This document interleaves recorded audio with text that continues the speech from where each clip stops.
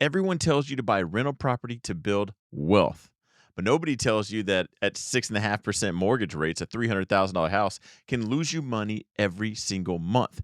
But there's a $60,000 strategy that most landlords have never heard of, and it cash flows from day one. Today, I'm putting these two investments head to head. Same 60,000, same goal, financial freedom, completely different paths. One is made of bricks, the other is made of data. We're stripping away the hype and doing the real math of 2026. Let's get into it. Let's start with the strategy most people outside of trading have never heard of. Right now, Meta is trading at the mid to low 500s. We actually just had a sell off. But for our math today, we're going to use the round number of 550 per share.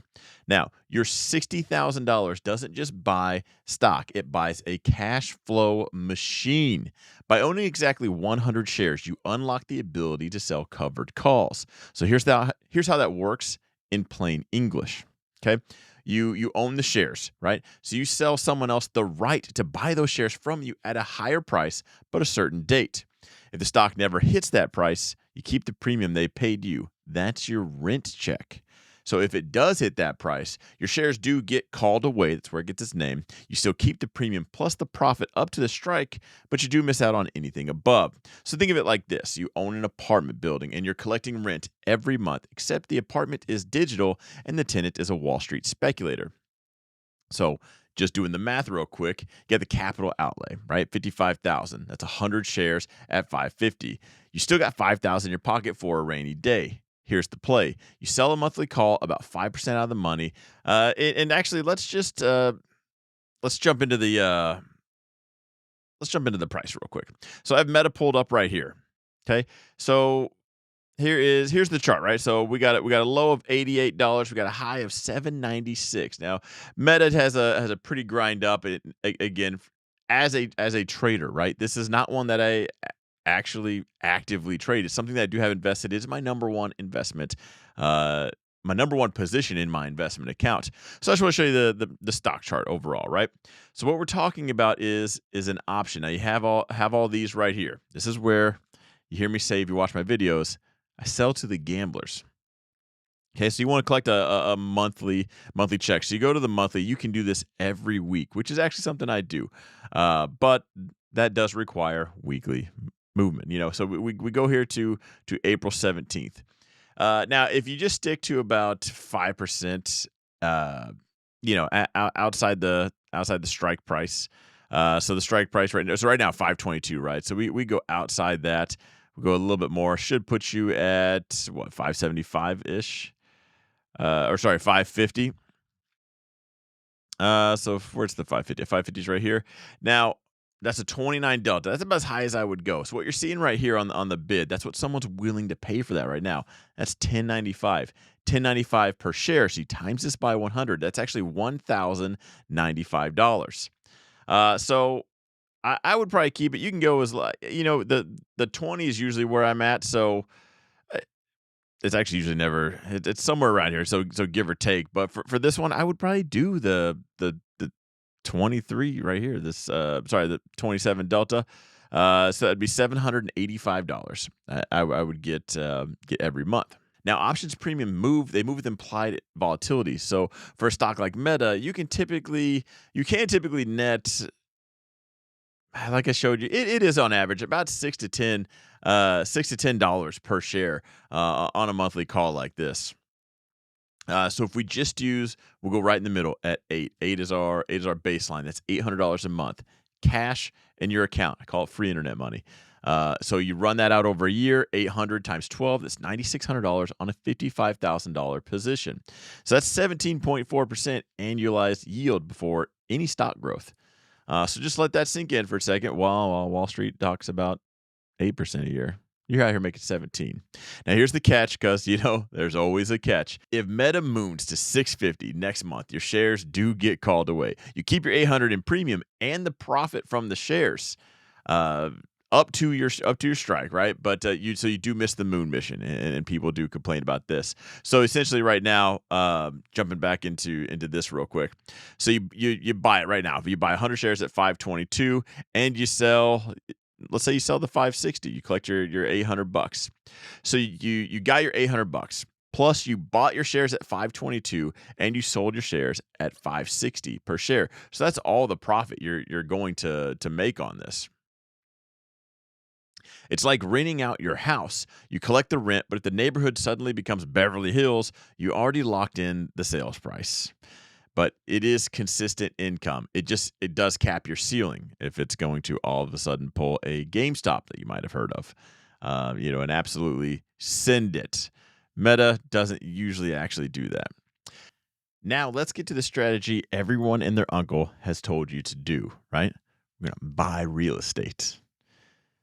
That generational wealth. Okay, you take that 60K, you put it down 20% on a $300,000 property. So you now control a $300,000 asset with only $60,000 of your own money. Now that is a 5-to-1 leverage, which is kind of the double-edged sword of wealth. Sounds incredible, right? All right, let's see if it actually is. So here's the reality check. We're breaking it all down. The mortgage, right? So $300,000 house, $6,000 down. Your mortgage is $240,000 loan, 6.5% interest, which is right at the average of 2026 as I'm recording this, 6.2 to 6.6 depending on where you shop. Principal and interest payment, $1,500 a month, $1,517 a month. Taxes and insurance, about $400 a month. Heads up, it does vary a lot by market. Some states will quite literally eat you alive in property tax. So you got maintenance and vacancy reserve. So the industry standard is to set aside about 15% of your expected rent, which is about $300 a month because, well, roofs leak, tenants leave, things break. Remember that part. Add it all up, right? So that's $2,217 a month. So here's where it gets ugly on that one. In 2026, a $300,000 house, it typically rents for about $2,000, $2,200 nationally. So you're $2,000 in, but you're $2,217 out. That is a cash flow negative. You lose money every month. You could be paying $100 or more out of your own pocket every single month just to own this house. That's still with nothing breaking. Okay. This is the part that TikTok gurus typically leave out of their little 10-second clip and flashing colors. So why on earth would you do this? Because it does have its perks, right? There's a place for everything. Now there's two words, right? So appreciation and depreciation. So here's the tax play, right? So the IRS lets you depreciate the residential structure over 27 and a half years using the straight line depreciation. So on a $300,000 property, you subtract the land value. So let's say it's worth $240. It's roughly $8,700 a year. In paper losses, you can write off against your rental income. So you can use Section 179 to immediately expense qualifying personal property inside a home, like appliances, carpeting, fixtures, but not the building itself. So those two are two completely different tools. Don't let anyone tell you otherwise. So then there's appreciation. If that $300,000 house goes up in 3% value, that's $9,000 in equity. Now, $9,000 on a $60,000 investment is a 15% return on your cash.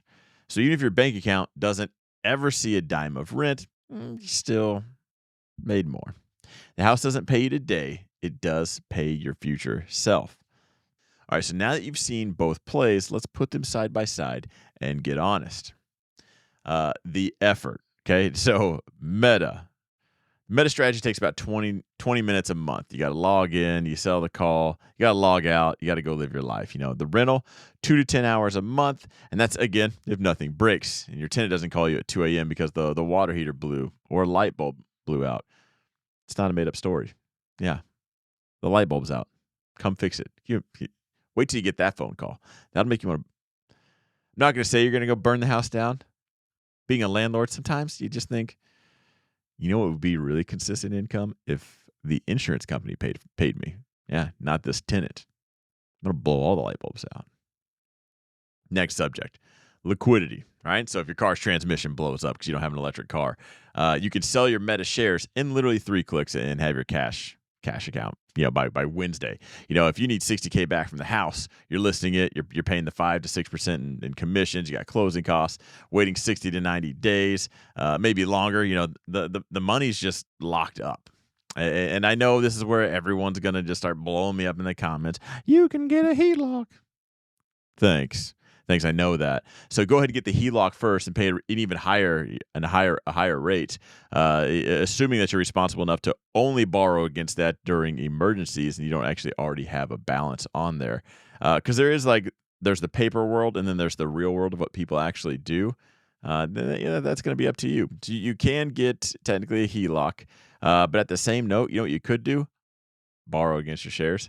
Same thing as you can in a house. So that kind of cancels it out.